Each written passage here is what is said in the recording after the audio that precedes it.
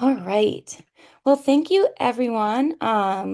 Thank you to everyone who's joining us live for today's Lunch and Learn Wastewater 101, the issues and opportunities of biosolids.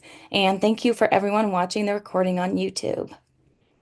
We are so delighted to welcome Ivy Frignoka, the Casco Bay Keeper for Friends of Casco Bay, Brian Kavanaugh, the Director of the Bureau of Water Quality at the Maine Department of Environmental Protection, and Dan Marks, the Wastewater Superintendent for the Town of Falmouth and Government Affairs Co-Chair of the Maine Water Environment Association. Thank you so much for being here today. My name is Maggie Summers. I am the Program and Outreach Manager at Maine Conservation Voters and Maine Conservation Alliance. Our organizations represent more than 13,000 members and supporters dedicated to building a just, thriving future for all by acting on the climate crisis, protecting the environment, and safeguarding our democracy. MCA does that by bringing people and organizations together to educate, inspire, and advocate, and MCV by advocating for equitable policies, holding elected officials accountable, and winning elections. Since 2020, this weekly online Lunch and Learn series has helped us advance all of those goals, creating a shared space to explore our environmental and social history, policy priorities, climate action movement, and more. And just a few notes before we dive into today's program. We will hear from Ivy, Brian, and Dan first and tackle your questions in the Q&A session at the end. But please do not wait. Please send your questions to me or Gabe Cole through the chat, and we'll ask them at the end. And I did want to mention we will have the chat open for the beginning of the program, as there will be an interactive portion, and then I'll close it so you can just message the hosts again after that. If you have any technical difficulties, please message Gabe and he will help you out. And this event is being recorded, and the video will be posted on our YouTube channel later this afternoon. Thank you so much, Brian, Ivy, and Dan. And I'll turn it over to you. Thank you, Maggie. And hello, everyone. Thanks for joining us. As Maggie told you, I am the Casco Bay Keeper with Friends of Casco Bay. For those of you who I haven't met before, a Casco Bay Keeper or a water keeper is someone who advocates for the water. So I describe my job as someone who's a Lorax for the water. And like Dan and Brian, I've had a lifelong passion for water, and I'm sure many of you or all of you share that passion. Mine started when I was a really little child, and I grew up in a mill town, and the stream that ran through town was different colors depending on what was being made at the paint factory. And I remember it being very frightening to me as a really young child to think about what that stream looked like as opposed to what it should have looked like in nature, and being frightened by the fact that so many of my friends' parents and family members had higher cancer rates than in my part of town. I also remember when the Clean Water Act was passed, and being a really little kid, but being really happy that that has passed. And in the 50 plus years since it's passed, there have been so many great accomplishments, especially the role that the wastewater treatment facilities play in processing and reducing the pollution that we as human beings create before discharging cleaner water to our waterways. And when the Clean Water Act was passed, it was always contemplated that the wastewater treatment plants wouldn't be financed just by ratepayers, right? Especially in a rural state like Maine, there's no way that just people in a particular municipality have enough money to run these plants. So it's always been contemplated that there would be state and federal money that would have to help operate and maintain these treatment plants, because they provide such a great public benefit far beyond municipal boundaries. And this has become especially true as over time we learn more about other pollutants, such as PFAS, and suddenly we're saying to the treatment plants, gosh, you've done a really good job with bacteria pollution, but now you need to address PFAS as well. And so that's what you're going to learn about today. Um, and I think about all this as I watch today's children play in streams, and I want the water to be clean and healthy for them. So I'm going to turn it over to you, Dan. Great. Thanks for that intro, Ivy. And I'm just going to share my screen. I've got some slides here. How's that looking? Looks great. Great. Okay, thank you. So as Maggie mentioned, my name is Dan Marks. I'm the superintendent for the Falmouth Wastewater Treatment Facility. I'm also the co-chair of the Government Affairs Committee for the Maine Water Environment Association. And I I love talking about wastewater, and I know that makes me a little weird, but I think it's really interesting. And so I want to start by trying to convince you that you should be as interested in talking about it as I am too. Um, Most of us don't think about what happens after we flush the toilet or what goes down the drain, and that's what we call flush it and forget it. And the flush it and forget it mentality has evolved over a long history, one that began a long time ago when people were a little too close to their waste and were getting very sick or dying from it. So it makes good sense. Yet we're in a new time now where this mantra is not really serving us anymore. Not the least of which is that the modern toilet literally flushes clean drinking water down. But more to the point of the talk today is that the separation between ourselves and our waste is becoming more and more difficult. So in this presentation, I invite you to gain a deeper understanding of the issues and complexities of wastewater treatment. And I often tell people that if they really want to understand our relationship and impact on nature, go to a landfill or go to a wastewater treatment plant and see what it is that we are wasting. For people concerned about environmental protection, I think this is a very important place to start. By the time we are done, I hope you see the value in getting to know a little bit more about wastewater. And most importantly, we will be asking for your help to support passage of LD 25, which will place a bond referendum on the ballot in November. So in my experience, there are three broad and overlapping challenges that have the biggest impact on the future of wastewater treatment. First, more than 50 years ago, after the Clean Water Act that Ivy mentioned, which is the legislation that funded a lot of wastewater infrastructure, but also approaching almost 100 years after many of our sewers were installed, there are incredible costs that are mounting, and our residents and users need to be aware of these needed investments. Second, I'll keep this PG, but there is another saying that I love that rhymes with "it flows downhill." So that is where we are. Much of our infrastructure is in low-lying areas. Climate pressures such as sea level rise, increased precipitation, and storm surges are driving resiliency needs and adding to the significant investments that we need to make. Finally, pollution. Covering everything from the need to maintain nutrient balances in our environment to what we in the industry call contaminants of emerging concern that could include microplastics, pharmaceutical residuals, healthcare products, and yes, PFAS and other chemicals. We're being asked to deal with all of that. So I hope I've piqued your interest, and I'm happy that you're here. A little outline. Ivy gave you her passionate intro on the origins of the Clean Water Act and wastewater treatment. There's whole presentations that could be put together about that, but I appreciate that personal touch.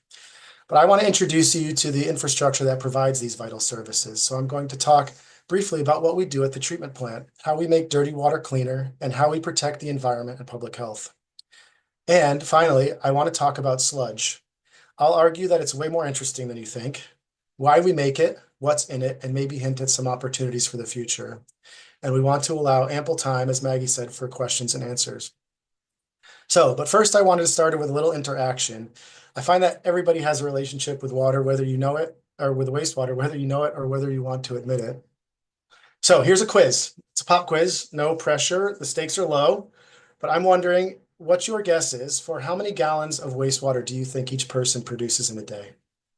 Think about your daily life and how many gallons of water that you use and flush down the drain. Is it A, 25 gallons, B, 40 gallons, C, 50 gallons, or D, 70 gallons? And I'm actually not monitoring the chat, but maybe Maggie can say when we've got some participation there. I'll give a couple seconds just to see what generally people think. I think about my day and I think, oh, I can't use that much water. Maybe I'm hinting at the answer here. Well, yeah, we have a couple of A's, but now we're getting a lot more C's and D's. Oh, see, I gave it away. I gave it away. Well, Yeah. we can end it there. I just wanted to have a little bit, make sure everybody's paying attention. But my background is in engineering. So before I worked for Falmouth, I was an engineering consultant. So I'll present this from the design perspective. But typical design guidance for a new collection system would use 70 gallons per person per day as a minimum. And some sources suggest even using 80 or 100 gallons per person per day. And in Falmouth, well, I'll use Falmouth today as sort of an example, but many facilities are this way. The average daily flow at the Falmouth facility is around 800,000 gallons in a day.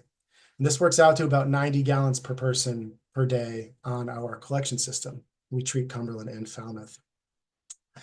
And collection systems also need to be designed for infiltration, basically groundwater and stormwater that enters the sanitary sewer system. And infiltration increases as the system ages.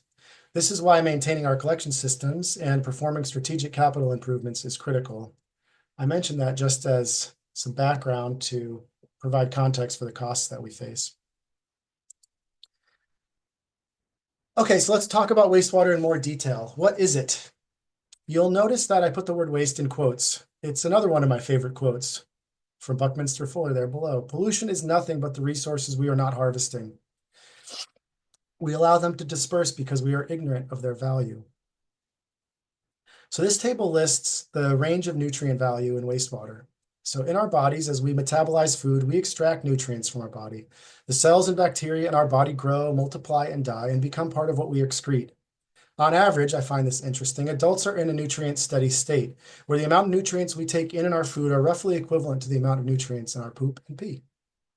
So wastewater really is just a big mixture of all of us together. And when you think about it that way, it's kind of beautiful, isn't it? You'll notice on the table, BOD, or biological oxygen demand. So what is that? It's an important parameter in wastewater systems. It is a measure of the organic strength of the wastewater and was one of the primary pollutants that the Clean Water Act sought to regulate. We measure it as oxygen demand because as bacteria consume organic waste, they also consume oxygen. BOD is a measure of how much oxygen is needed for the bacteria to metabolize the waste. As a backyard gardener, it has struck me that what we consider waste at the wastewater treatment plant is what farmers and gardeners call fertilizer. So in effect, this table is showing the NPK value of wastewater. A little sidebar, I don't want to get too distracted here, but it's interesting to note that the majority of the nutrient value in wastewater actually comes from our urine. The nutrient content of urine produced by Americans each year could replace 9 billion pounds of chemical fertilizer. Considering that we are approaching N phosphorus, and that the vast amount of energy we use to synthesize nitrogen fertilizer through the Haber-Bosch process, I think these are important considerations. The urine produced in one day by an adult contains enough fertilizer to grow the wheat needed in a loaf of bread. So with our waste fertilizer, we could literally grow food. I'll mention these facts are from the Rich Earth Institute in Vermont, which is a research organization that studies the use of human urine as a fertilizer. Okay, this is the only other time I'll ask you a question, I swear. Get your fingers out, get ready to engage here, the little audience involvement. This table is showing the organic matter and nutrients that wastewater is composed of. But what's not listed here? Or in other words, what else is in our wastewater besides these nutrients? And this is not a multiple choice. I'm just looking for some awareness. I have a feeling this crowd is going to have some answers here. Again, I'm not monitoring the chat, Maggie, but I'll just give a couple seconds here for people to think about it. Seeing a lot of PFAS, microplastics, medications that we take, H2O. Great. Yep. Nailed it. Okay. Also micronutrients. There are the basically all the building blocks of life, plus everything that we wash or flush down the drain. That was the intention of my question there. Everything that we wash or flush down the drain ends up at the wastewater treatment plant. And I hope it's clear to you that wastewater is really just a reflection of our communities and society at large. And at the wastewater plant, as at the landfill, we start at the end of all that we consume. Okay, the wastewater treatment facility. This is an aerial photo of the Falmouth wastewater facility, which we'll use as our example today. Brian's going to show you some aerials of some other facilities around the state. I want to talk really briefly about how water gets to the facility. We're not going to talk in detail about that, but across the state, there are thousands of miles of buried pipe and hundreds of pump stations from our homes and businesses that bring water to the facility. Another option, if you have a septic tank, is that your septic hauler pumps your tank and drains their truck at one of our facilities. Collection systems, including pump stations, are marvels of modern engineering and could be an entirely separate presentation that we will not talk about today, but suffice to say that operating and maintaining a collection system brings with it entirely other challenges, confounded by the age of infrastructure and climate change risks. But okay, back to the plant. So what I want to do today is walk you through the Falmouth treatment facility and use it as an example for other facilities across the state. The treatment plant can be thought of as a series of barriers between the waste that we produce and nature. Wastewater treatment combines biological, physical, and chemical processes. And we do what nature does, except that we speed it up with vast amounts of energy, using microbial communities to consume contamination. We are farmers, and microbes are our herd. And just like a farmer, we have to keep what we are growing happy. Our microbes need to have everything that they need to thrive: food and nutrients and oxygen. But before we get into that, let's step through our treatment process. The first stop is the headworks, where all the influent from our collection system comes. And in the headworks facility, we use physical processes to remove things that can't be treated through the biological process. This is our first set of barriers. On the left is our automated bar screen. There are many different types of screens depending on your influent characterization and collection system. This equipment removes any non-organic insoluble material that our biological system can't treat. Think plastic bags or bricks, anything that can be flushed or conveyed down a sewer. On the right is our grit removal system. We pump air into a large tank, and this drops all of the heavy suspended solids out to the bottom. Think sand and gravel. It is then conveyed with a screw up into a dumpster. And this grit can prematurely damage our mechanical equipment further downstream. In Falmouth, we truck both the screenings and the grit to the landfill at Maine. Once this inorganic waste is removed, we are ready for the next step: biological treatment. So after the headworks, water is piped to the aeration tanks. The aeration tanks are the biological heart of the treatment plant. So I'm going to spend a little bit of time there. What does this mean? Simply put, we are using bacteria to consume organic matter. And in a natural aquatic environment like a river, microbes do the same thing. Here's a close-up of our aeration tank. There are two of them in parallel. At the wastewater plant, we try to optimize the environment to select for certain bacteria that efficiently consume organic matter. Bacteria and organic rich matter are mixed in an aeration basin and provided with dissolved oxygen to stimulate decomposition of organic materials through biological oxidation. One of the primary ways we do this is to supply oxygen. You'll notice all the bubbles in the aerated zone. In addition to air, our microbes need the right amount of food to support the population. So a critical parameter for us is the food to mass ratio. We maintain the right population or mass of microbes to treat the organic waste, the food coming to us from all of your homes. These are the blowers that provide air to the biological process, and these are the single largest energy draw at the treatment facility. And in most towns where there are treatment facilities, I would say that the treatment facility is the largest single energy consumer in the town. In Falmouth, our electric bill at the treatment plant is flow dependent, but it averages around $10,000 per month.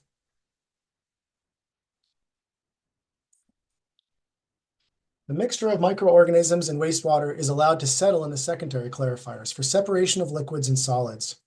A certain portion of the settled solids is returned to the aeration basin to provide adequate levels of microorganisms for continuous treatment of organic material. The photo on the left is one of our secondary clarifiers. Clarification is a physical process of settling. We quiet the flow and allow the biological flocks of microorganisms to settle to the bottom. This is another barrier between the waste we produce and the environment.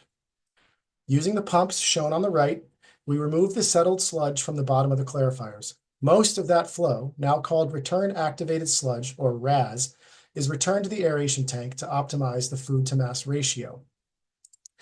So we've started to complicate our picture here a little bit. We have the raw influent from the headworks in green, and now we have the return activated sludge from the bottom of the clarifiers in orange, and we have the air coming from the blowers in blue.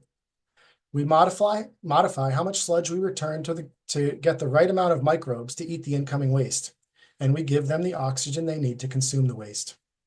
As the microbes consume organic waste, the aeration tank is another barrier between the waste we produce and the environment. So that is how we manage our microbial herd to consume organic waste, measured as BOD. Here's a close-up of our aeration tanks again. You may also notice that there are zones that have no bubbles below the green line that I drew in. We have found that by optimizing the environment, we can also treat for nitrogen. But why do we care about nitrogen? Well, I talked earlier about the need to maintain nutrient balances in our environment. Falmouth is a coastal community, and we discharge into the tidal estuary of the Presumpscot River. In marine systems, nitrogen is often the limiting nutrient for growth. So nitrogen can lead to what we call eutrophication, which creates dead zones in the environment. How can we support the nutrient balance of the receiving waters at a treatment plant?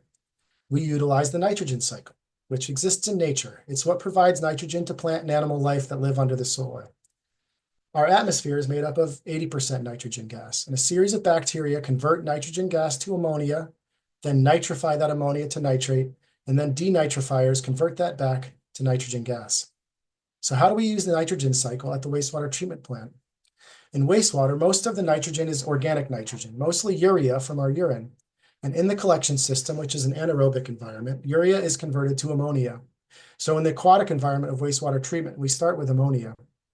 We create the right environment to select for bacteria that will perform the nitrifying and denitrifying functions.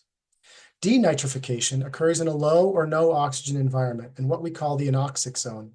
And in the anoxic zone, nitrate acts like oxygen in microbial metabolism. Nitrification is strictly aerobic or with oxygen. But before we can have nitrate to denitrify, we have to create nitrogen through nitrification. So we have what we call an internal recycle, which can pump anywhere from 2 to 5 times the total forward flow of the plant back through the treatment process.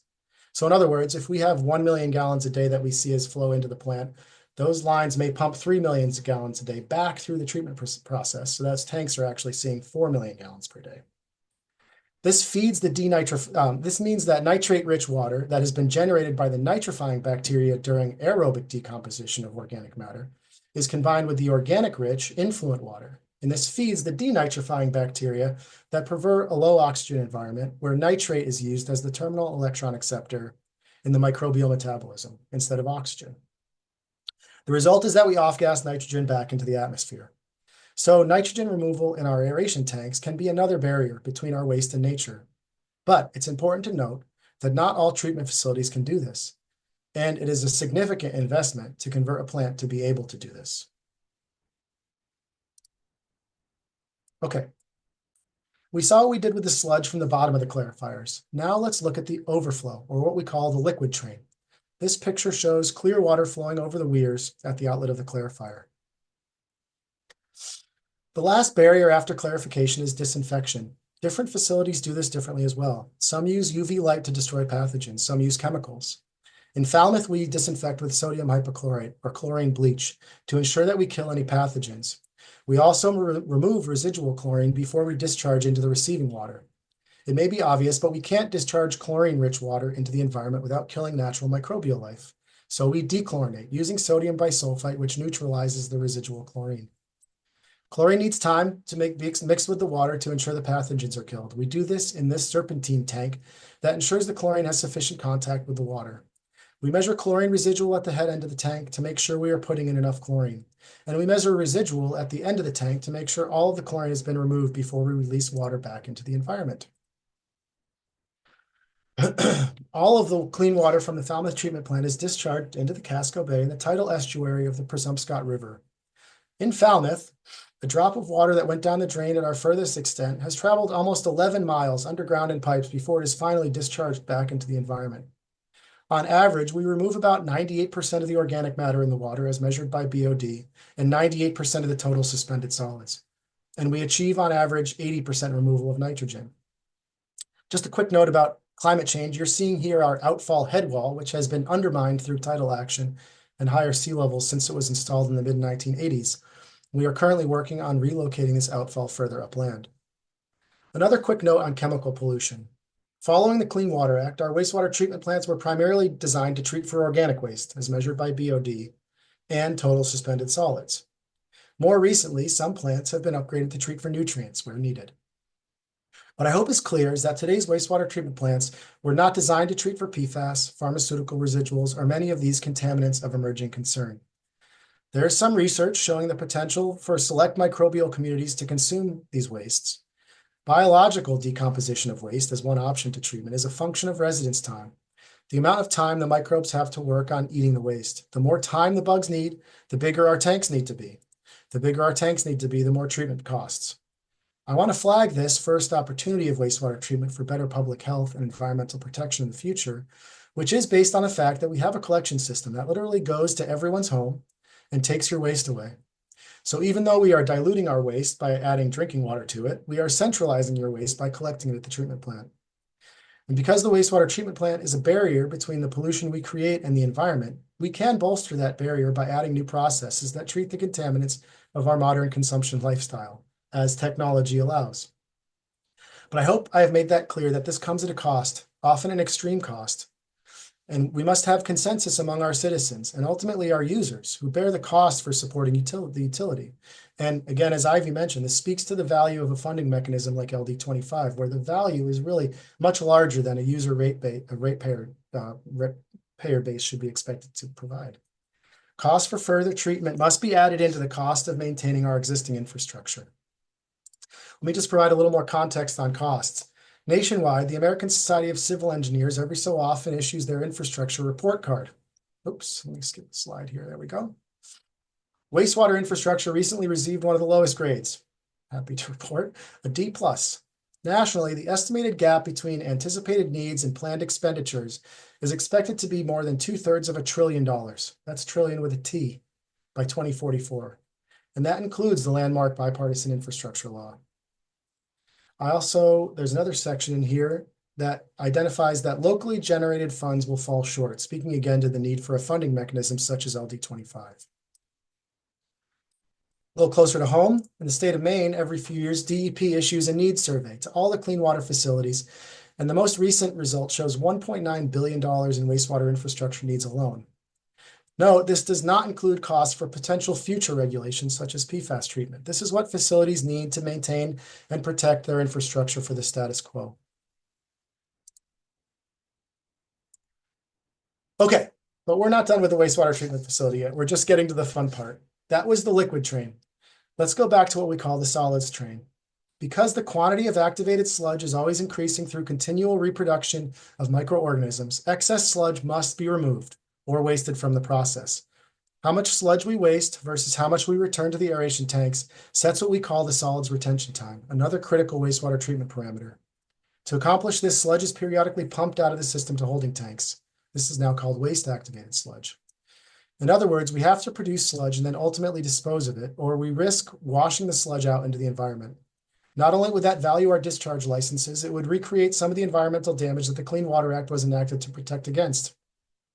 So here are the pumps from before that pull sludge from the bottom of the clarifiers. Some return sludge to the aeration tanks and some waste sludge, which is pumped to these two tanks on the right.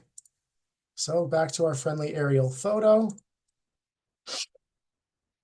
It bears repeating though, if we didn't make sludge, the sheer mass of bacteria that we hold at the treatment plant would be washed out and end up in the environment. So sludge is pumped to the storage tanks at around 1 to 1.5% solids in Falmouth. Think it like very thick coffee. In the storage tanks in Falmouth, biological activity increases the solids content slightly through aerobic digestion of volatile solids.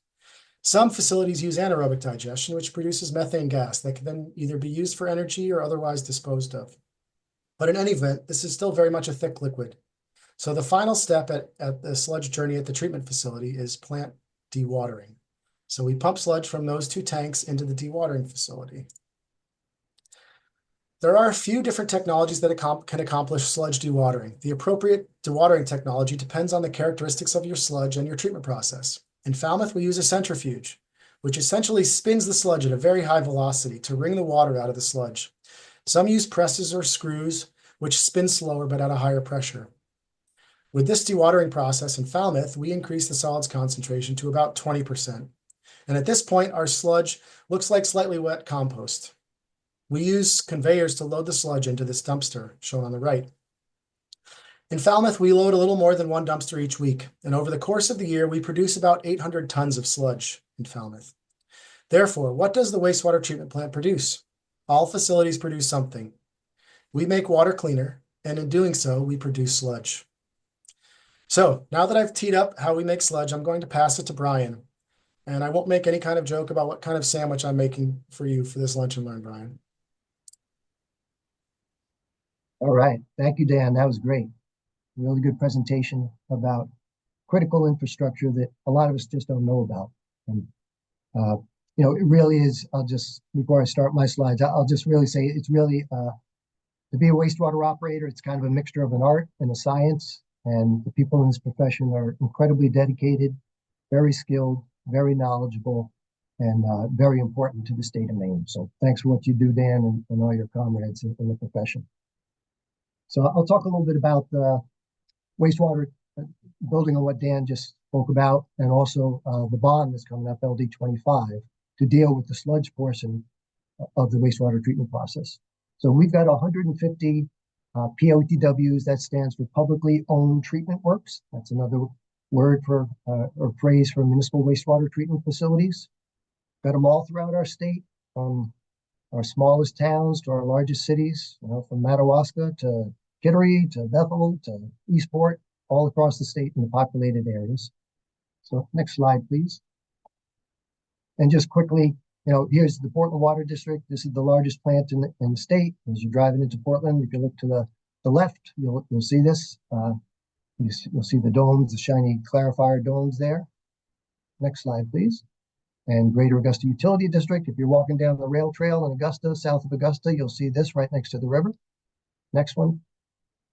And also in some small towns. This is Lisbon. You can see, it's much smaller. Same sort of process, though, that Dan described, just on a smaller scale. And next slide.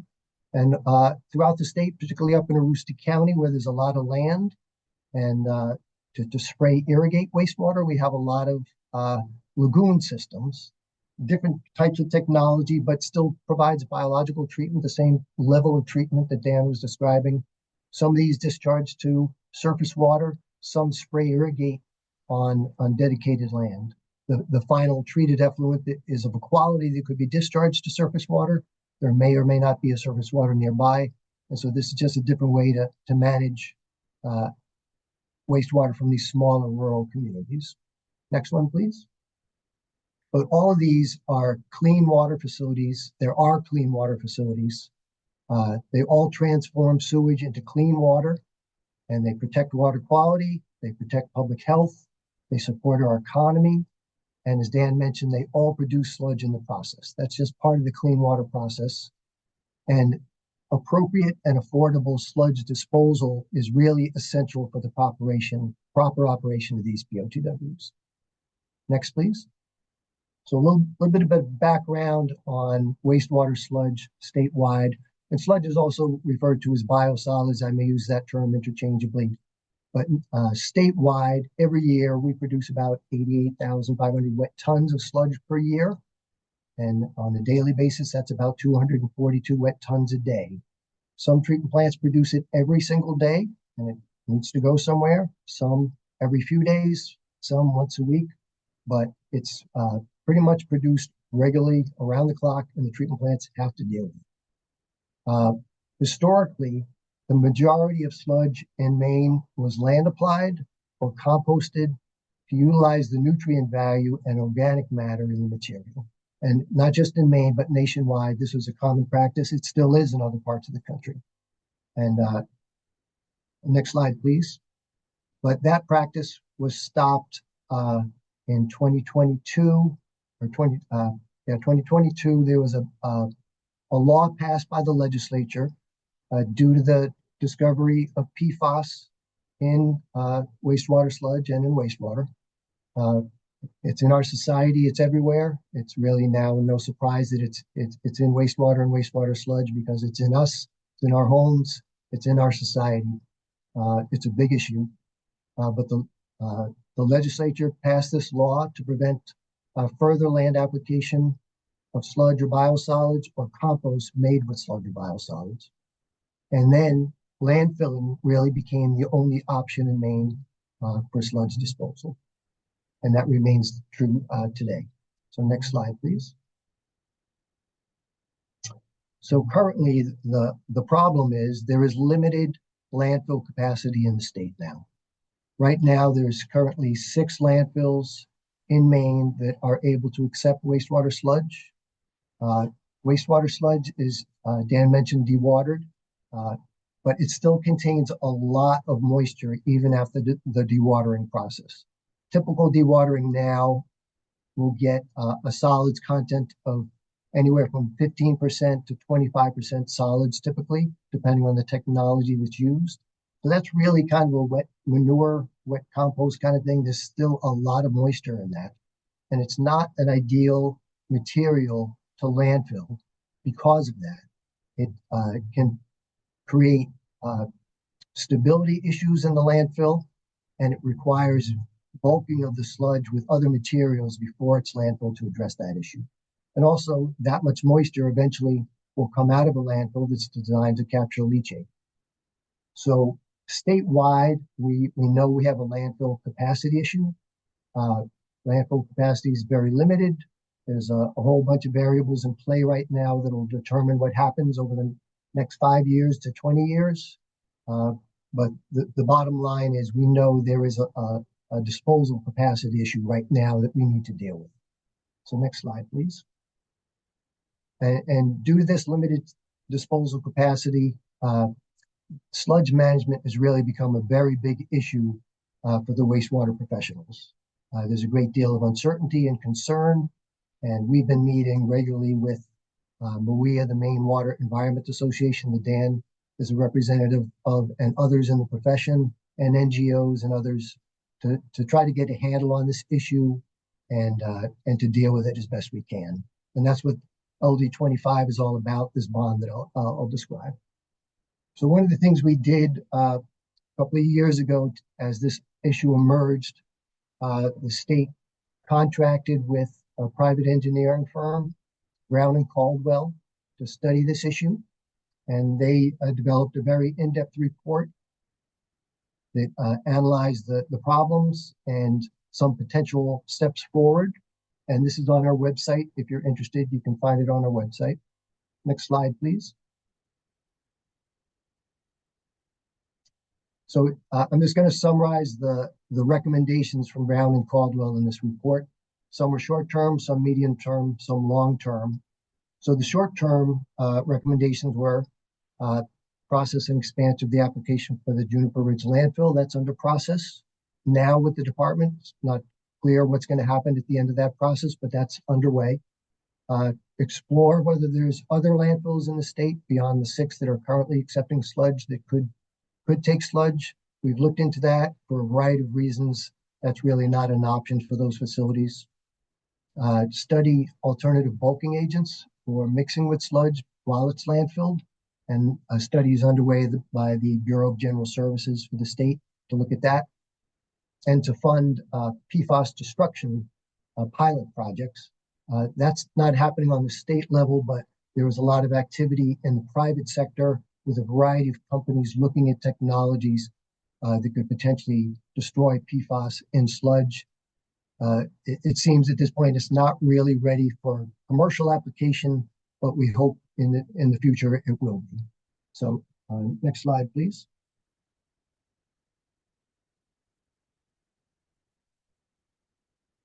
So the issue I'm going to focus on is this first bullet here, the medium-term recommendation from Brown and Caldwell, which was for the state to issue a bond to fund volume reduction and drying projects at POTWs, and that's what LD 25 is. They also recommended if EPA comes up with federal biosolids limits, the state could potentially reconsider a utilization ban. That would be up to the legislature. That's not going to be a topic of today. Really going to focus on LD 25. So next slide, please. And they made a recommendation for long-term, potentially to issue another bond to focus on PFAS treatment or destruction for sludge, in sludge. Next slide.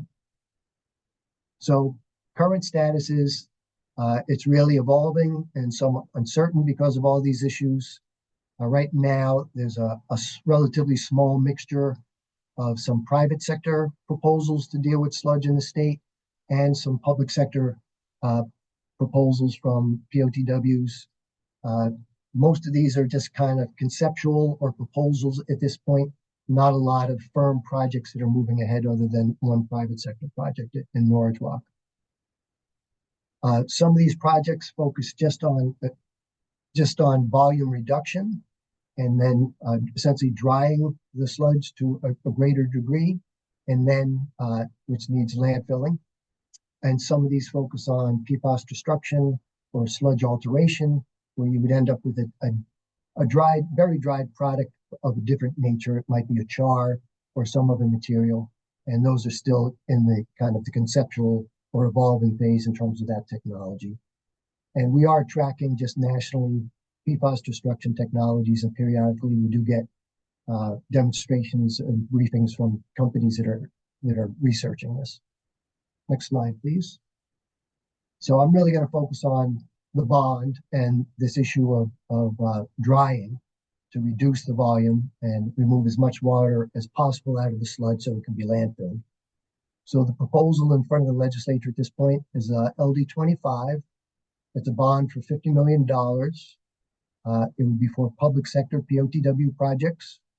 We're in close contact with the 3 wastewater associations in the state, MWEA, Maine Rural Water Association, and Maine Water Utilities Association. And also we're ensuring there's timely review of any proposed projects by the private sector for sludge management, and discussing this with the legislature whenever we can in public work sessions and testimony. Next slide, please. So the details of LD25, again, it's a bond for sludge volume reduction and drying projects at POTWs. And when I say drying in this context, this would be for technologies that are different than what POTWs use now. Most of the drying is through mechanical means. Dan mentioned the technology he uses, like things like belt filter presses, centrifuges. Those are mechanical systems that can get down to about 25%, maybe a little drier. These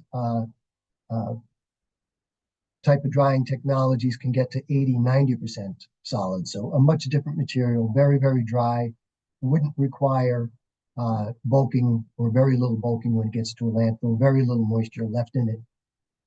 And the benefits of that are it will conserve limited landfill capacity because it's a much smaller volume of material that doesn't need bulking agents, much easier to transport, so there's less trucking involved and less leachate generation. And what we would do in the department, if this bond passes, we would develop ranking criteria to judge projects and solicit proposals, and then award these funds to municipalities to install this type of technology. Next slide, please. So this is what the actual bond looks like. If you go to the website and put in LD25 in the search bar, this is going to come up. Next, please. So the title is an act to authorize a general fund bond to issue fund to wastewater treatment facility, planning and construction and infrastructure projects. The committee at the legislature that's hearing this is the Appropriation and Financial Affairs Committee. There was just a public hearing last week on the 10th. And there was support from the department, from wastewater associations, and from various NGOs. I'll mention that there's many other bonds in front of the Appropriations Committee right now. There's 18 separate bonds. There's about a little less than $900 million of requests for those.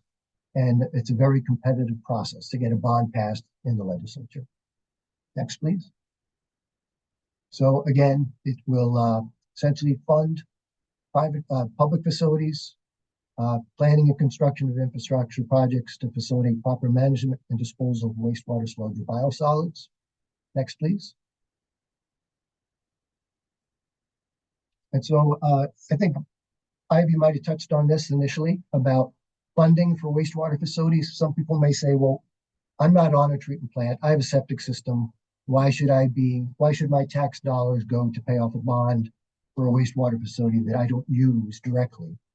Shouldn't the ratepayers pay for all of that? And for the reasons that Ivy already mentioned, that's really was never the model for the Clean Water Act and hasn't ever been. It's just really beyond the ability of ratepayers to support this level of infrastructure upgrades. These are infrastructure projects that cost tens of millions of dollars. It's really not feasible to support these just through local user rates. And also that POTWs don't just serve the ratepayers, they serve everyone in Maine in some fashion. The direct ratepayers pay the user fee and they are taxpayers. And the homes and businesses that utilize those services pay those user fees. But if you're on a septic system, I think Dan mentioned, very likely when you get your septic tank pumped, which you should do every 3 to 5 years, depending on how much you use it, that septic is likely going to go to a treatment plant. All treatment plants protect waters of the state, which we all get to utilize.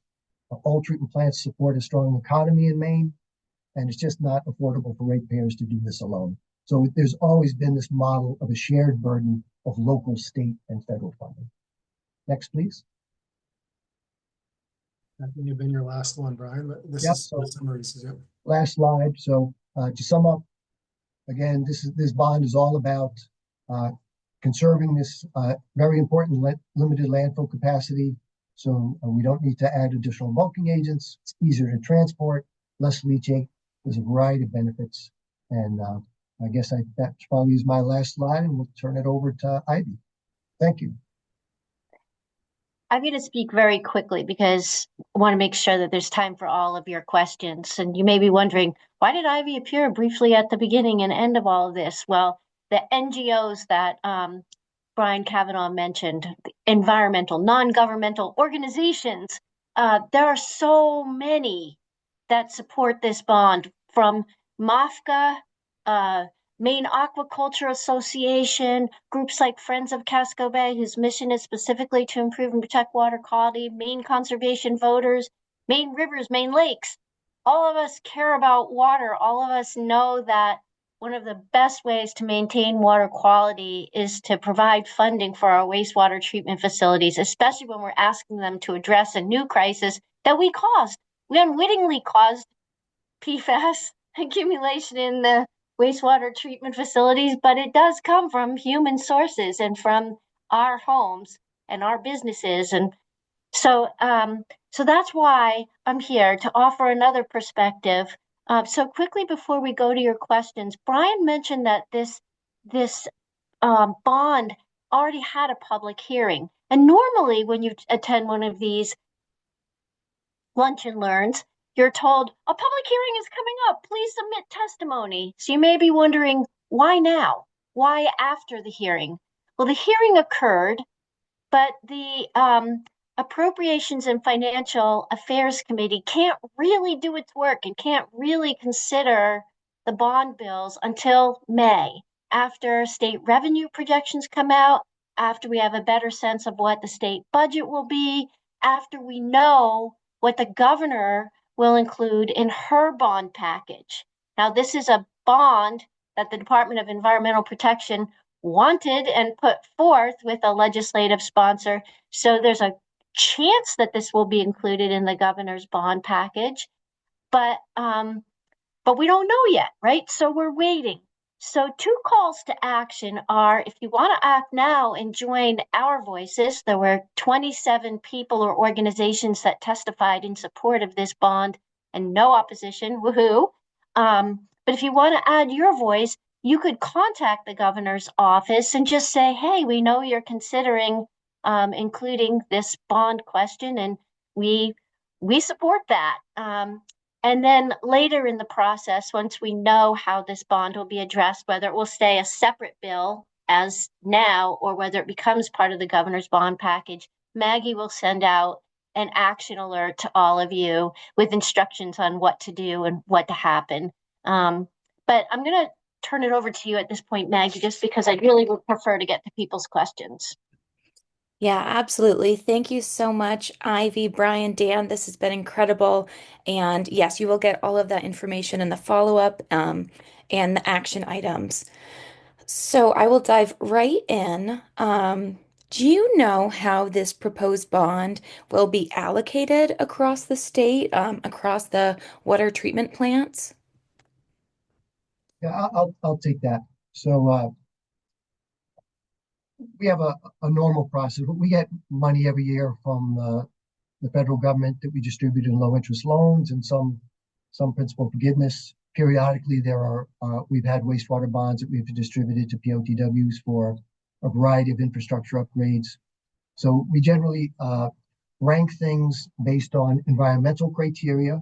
You know, what are the environmental benefits of a project, and also economic need of a community based on a variety of economic indicators for that community and what the implications would be to borrowing all of the money for their infrastructure and what that would do to user rates, and does it cause a hardship for the users. So we try to balance those things, and we would do the same sort of approach for this bond. The ranking criteria will change a little bit. Our normal environmental criteria don't fit this sort of project just right. So we're in the process of developing those criteria and plan to put those out for public comment. But we would put out a request for proposals, as we do every year at the beginning of the year. We put out a request for proposals for infrastructure projects through our loan program. And then we get those in and we rank them, and then we make the awards. So that's the process we normally use, and follow the same format for this. And if I could just add one quick thing, the operations and maintenance needs for Maine's wastewater treatment facilities are about 1.7 billion, million? Billion.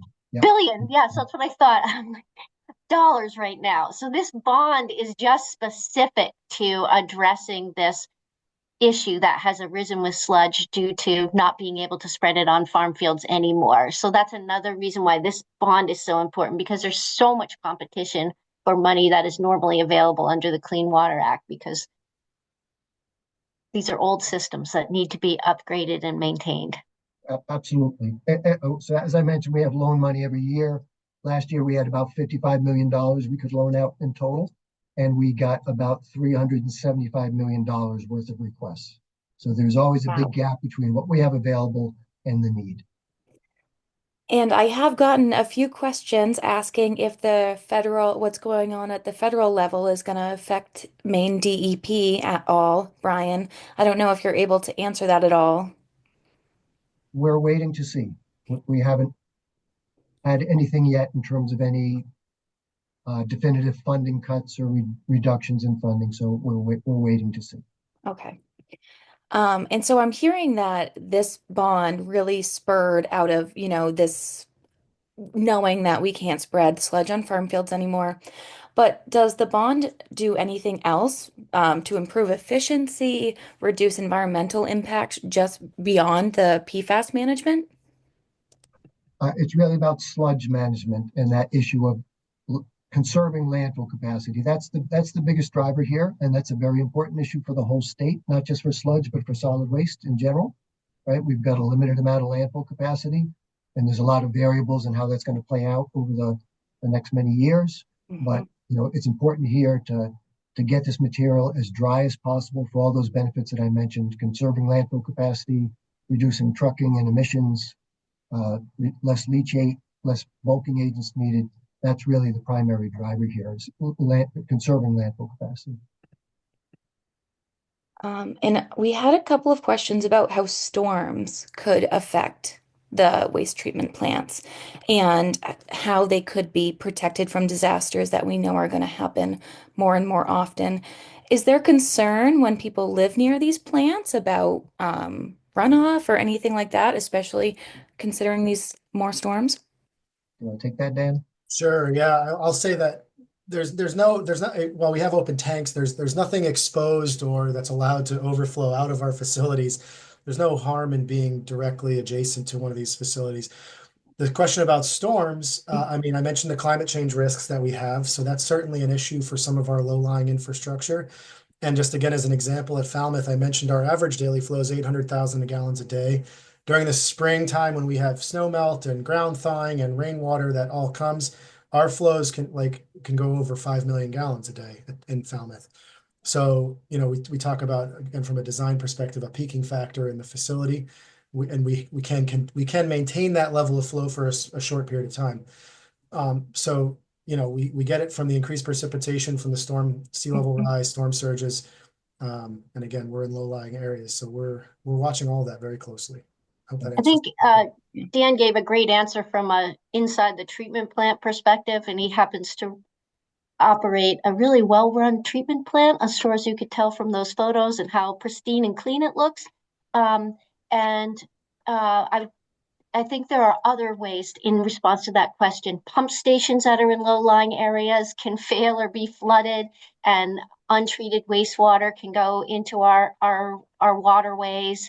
So there are areas where there's infrastructure that is in low-lying areas that does need upgrades. It's separate from the sort of discussion we're having today, but I do think that there are threats from low-lying infrastructure along Maine's coast that may not be inside the plant, but could certainly lead to these problems. Dan, would you agree? I mean, I know of some examples, but there are upgrades that plants need to make for a resilience perspective, correct? Sure. I mean, that gets into that 1.9 billion that we've been talking. Exactly. Yeah. Exactly. And I'll So also just mention, no, go ahead.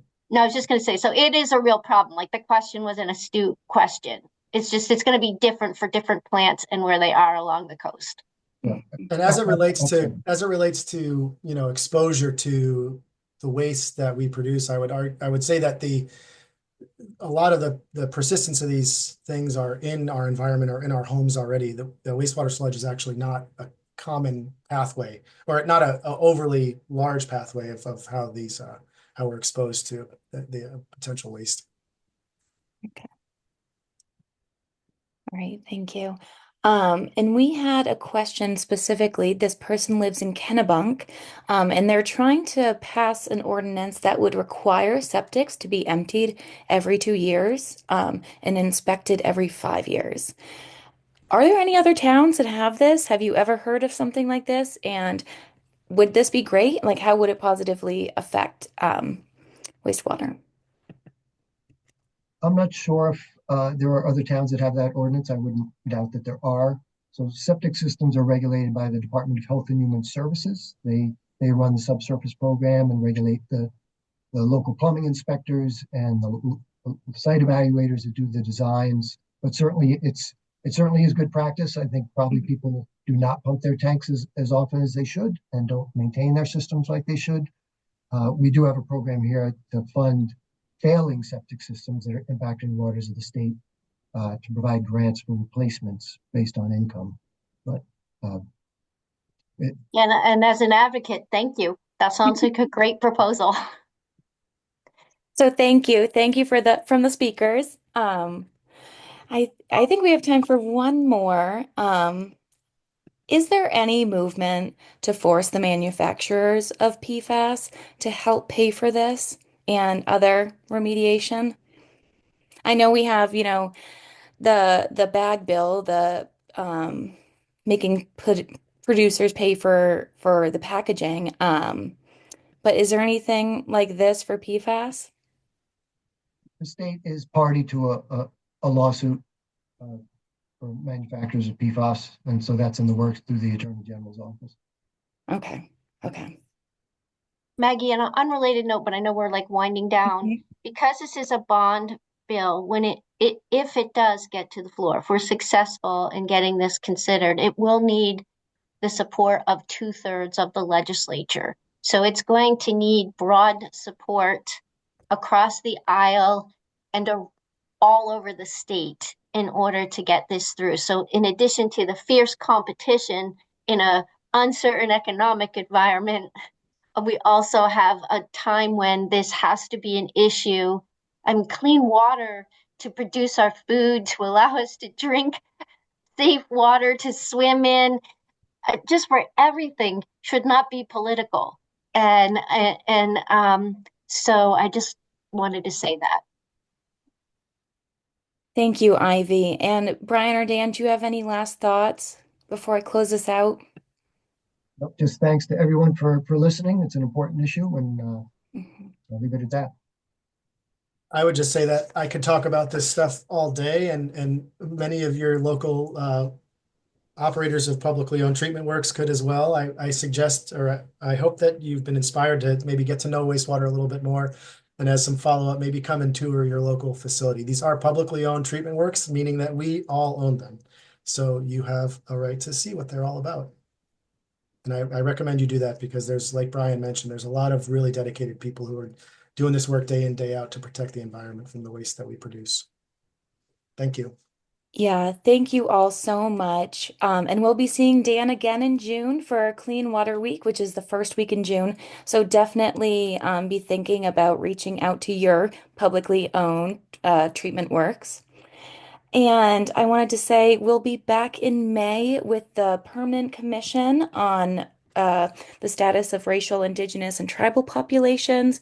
We'll be joined by a couple of advocates from their office. So I hope to see you then. And until then, reach out to the governor, let her know that this bond should be in her package, and tell your legislators about it. Thank you so much. Have a wonderful weekend. Thank Bye, you. everyone. Thank you.